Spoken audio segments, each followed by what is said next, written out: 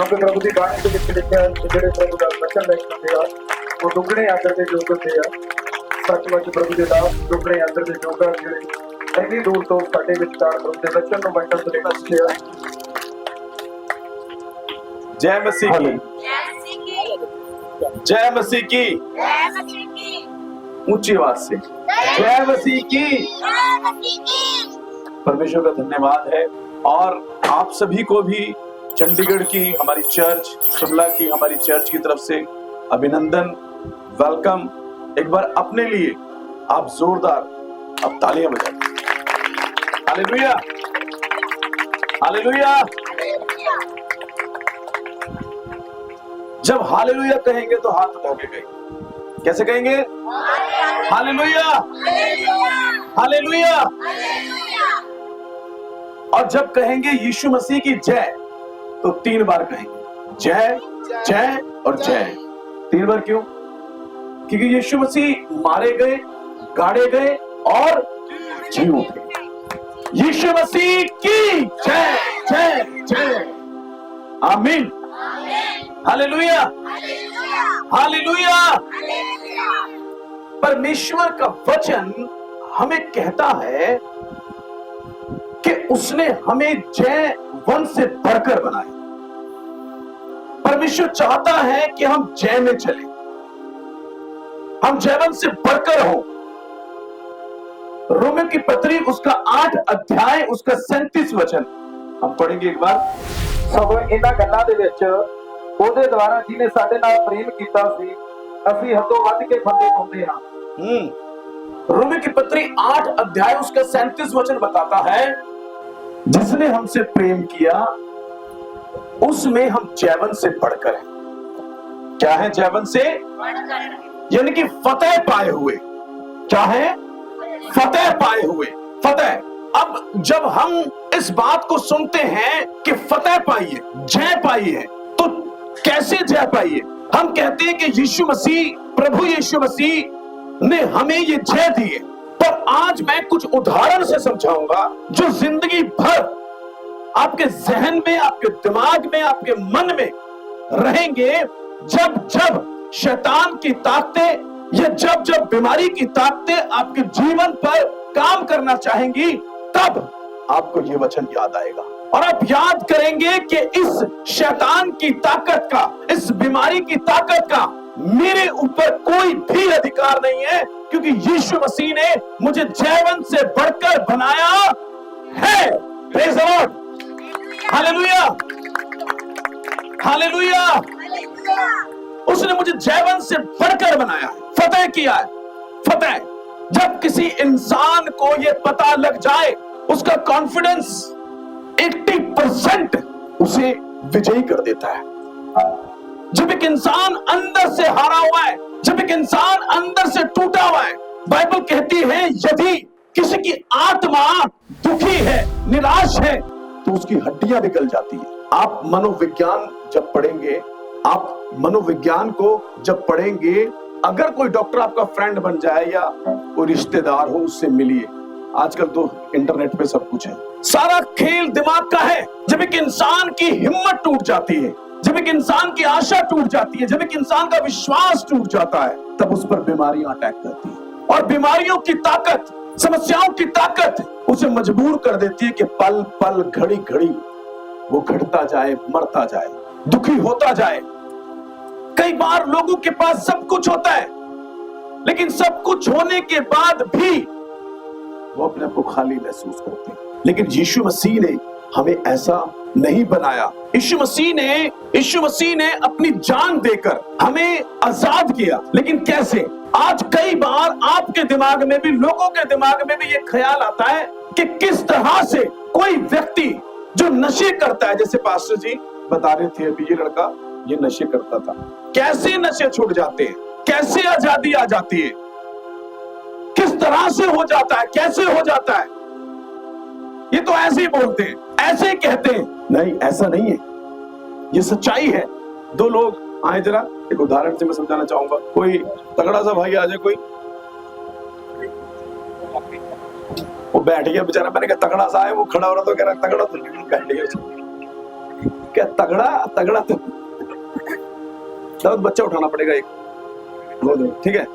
सामने देखो जरा। अभी देखो दाऊद है आपके सामने खड़ा हुआ, नाम किसका? दाऊद है। यरूशलेम पे फतह है। Praise the Lord, hallelujah, hallelujah. इधर हो जाओ बेटा, आप थोड़ा सा इधर उधर हो जाओ। ये एक, मान लो ये एक गड्ढा है। क्या है? एक गड्ढा, एक बड़ा गड्ढा।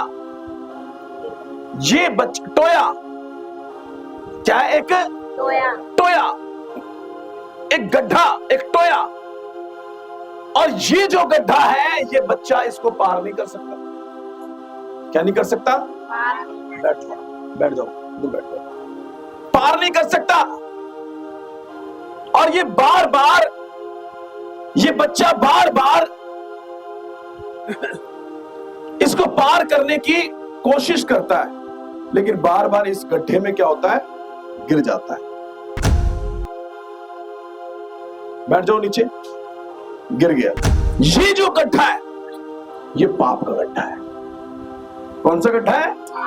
पाप का गड्ढा, नशे का गड्ढा, बीमारी का गड्ढा, गुनाहों का गड्ढा। ये बार बार इंसान जिंदगी भर चाहता है, जब कहीं से सुनता है ये गलत है, ऐसा गलत है, वैसा गलत है, सब कोशिश करते हैं। पाप करना कोई नहीं चाहता। एक बाप अपने बच्चे को सिखाता है कि गाली नहीं देना। कोई बाप नहीं सिखाता कि गाली दे। भाई एक किताब देता हूं मैं तेरे को, गालियां लिखी है इसके अंदर, सीख ले। कोई कहता है बाप ऐसे? कोई बाप अपने बच्चे को झूठ बोलना नहीं सिखाता। कोई बाप अपने बच्चे को गाली देना नहीं सिखाता, पर खुद गाली निकालता है। बच्चे को कहता है गाली नहीं निकालना, पर खुद तो गाली निकालता है। बच्चे की ट्रेनिंग जो है वो घर से ही होती है। स्कूल से ट्रेनिंग नहीं हो रही, बाहर से ट्रेनिंग नहीं हो रही। उसके संस्कार, उसकी सारी चीजें उसके घर से होती है। अगर माँ बाप चाहते हैं कि बच्चा सही हो, तो पहले उन्हें सही होना पड़ेगा।